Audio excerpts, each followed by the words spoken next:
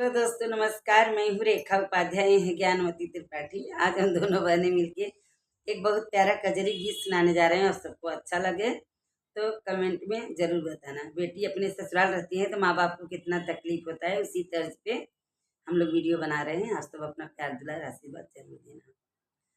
बेरिया की बेर तो है बरज सुगनावा की जिनी खेलना, हमारे बाबा आंगनैया की जिनी खेलना, हमारे बाबा आंगनैया की जिनी खेलना।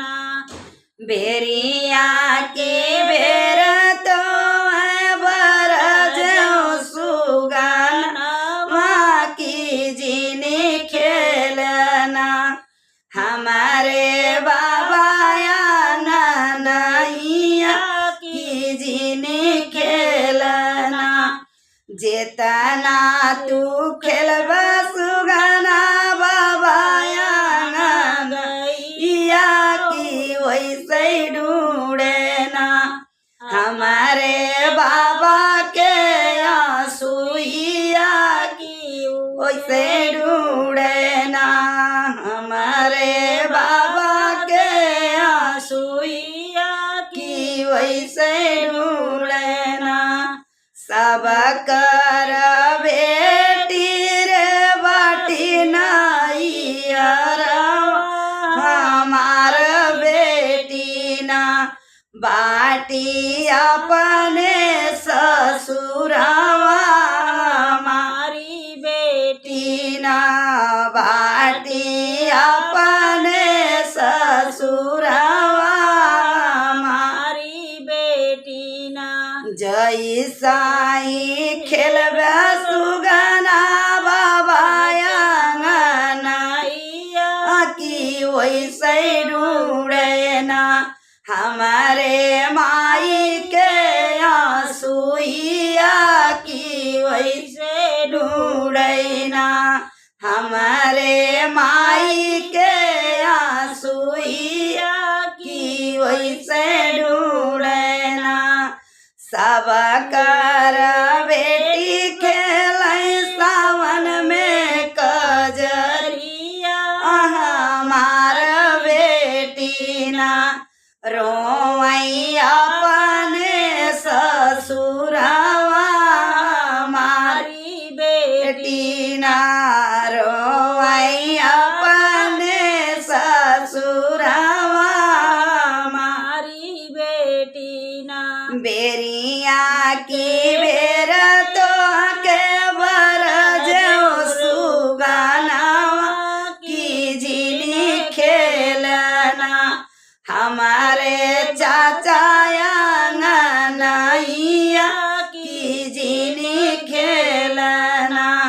जैसाई खेलबा सुगना चाचा आंगनैया की वैसे ढूंढे ना, हमारे चाचा के आंसुइया की वैसे ढूंढे ना, हमारे चाचा के आंसुइया की वैसे ढूंढे ना। सब कर बेटी रे नावली जरिया, हमारी बेटी ना बसै ससुर के देशवा, हमार बेटी ना बसै ससुर के देशवा, हमारी बेटी ना।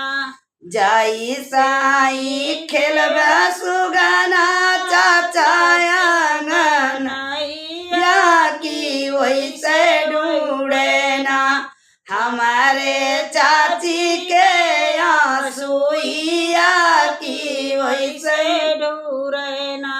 सब करी बेटी रे बोरली जरैया, हमार बेटी ना जो है बाबा का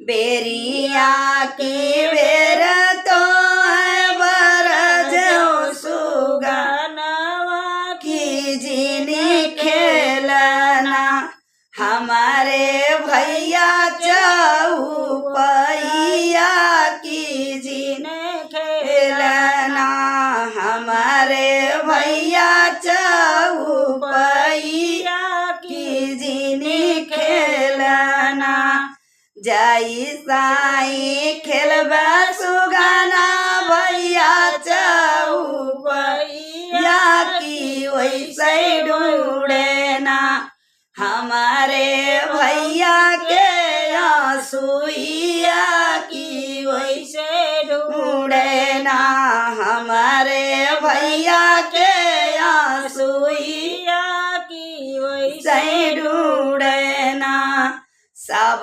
करी बहिनी रे बनली जरैया हमार बहिनी ना बासी बाटी दूर देशवा हमार बहिनी ना बसी बाटी दूर देशवा हमारी बहिनी ना बेरिया की बेर तो है बरज सुगनवा की जिनी खेलना हमारे भौजी राम रसोइया की जिनी खेलना जई साई खेलबा सुगना भौजी राम रसोइया की वैसे ढूंढे ना हमारे भौजी के आंसुइया की वैसे ढूंढे ना सब करी नदी रे काली पूड़ी मीठिया हमारी ननदीना जो है बीराना करैया मार ननदीना जो है